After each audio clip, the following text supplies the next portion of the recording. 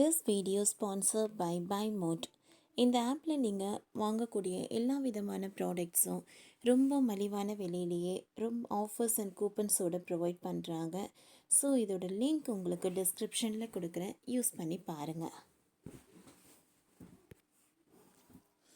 ஒரே ஒரு லட்டு கொட்டுன்னு கொட்டுது துட்டு. நவம்பரில் மட்டும் 111 கோடியே அள்ளிய ஏழுமலையான். திருப்பதி ஏழுமலையான் கோவிலில் நவம்பரில் மட்டும் 20.35 லட்சம் பக்தர்கள் சாமி தரிசனம் செய்துள்ள நிலையில் சுமார் 111.30 கோடியை உண்டியல் காணிக்கையாக செலுத்தியுள்ளனர்.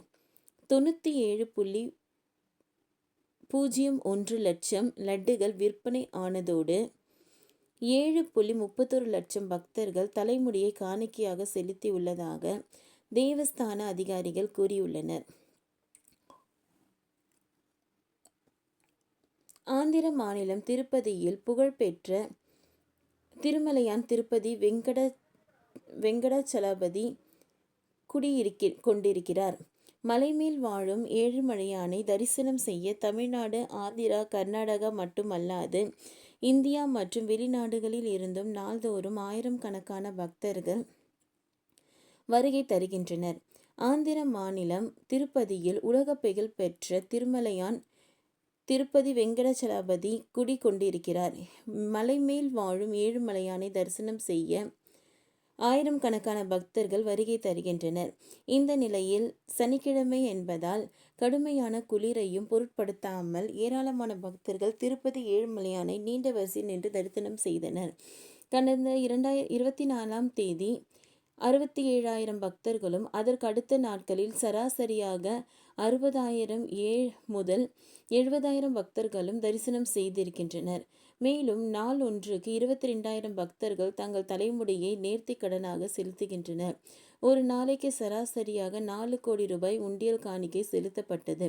தற்போது சர்வ தரிசனத்தில் திருப்பதி ஏழுமலையானை தரிசிப்பதற்கு பக்தர்கள் 16 மணி நேரம் காத்திருக்கின்றனர். வைகுண்டம் கியூ 14 அறைகளில் பக்தர்கள் காத்திருக்கும் நிலையில் 300 ரூபாய் சிறப்பு தரிசனத்தில் 4 மணி நேரத்திற்கு மேல் தரிசனம் செய்ய நேரம் பிடிக்கிறது. நடைபாதை பக்தர்கள் 8 முதல் 10 மணி நேரம் தரிசனம் செய்ய காத்திருக்கின்றனர். இந்த நிலையில் மாதந்தோறும் உண்டியலில் பக்தர்கள் செலுத்தும் காணிக்கை எண்ணப்படுவது வழக்கம். அந்த வகையில் நவம்பர் மாதம் பக்தர்கள் காணிக்கையாக செலுத்திய பணம் நாகை உள்ளிட்ட அதிகாரிகள் முன்னிலையில் எண்ணப்பட்டது. இந்த வகையில் கடந்த நவம்பர் மாதத்தில் மட்டும் திருப்பதி ஏழுமலையான் கோவிலுக்கு பக்தர்கள் 111 கோடி 30 லட்சம் ரூபாய் உண்டியல் காணிக்கையாக செலுத்தியுள்ளனர்.